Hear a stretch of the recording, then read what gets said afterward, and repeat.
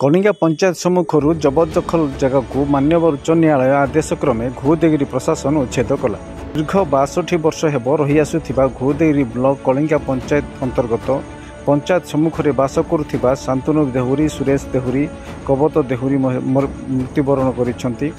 समस्त परिवार समुदाय 62 जन रही किंतु आज से मान्यवर उच्च न्यायालय आदेश क्रमे उच्छेद करा जायछि। सूचना अनुसार संतजिनी प्रधान नामक जड़े लोक उक्त जमी को मालिकाना देखाई उच्च न्यायालय द्वारस्थ होते एवं समस्त विषय जांच कर मान्यवर उच्च न्यायालय दाबी करुथिबा लोक को जगह फेरस्त करने आदेश देते। से आदेश को मान्य कर स्थानीय पुलिस प्रशासन और तहसीलदार रंजन कुमार साहू, थाना अधिकारी भगवान पुजारी, एसआई आनंद कुमार प्रधान समेत पुलिस फोर्स उपस्थित रही शांति श्रृंखला घर कर बास कर परिवार को उच्छेद कर घर ताला पकाई मालिकाना दाबी करुथिबा लोक को हस्तांतरित करथिबा सूचना रही।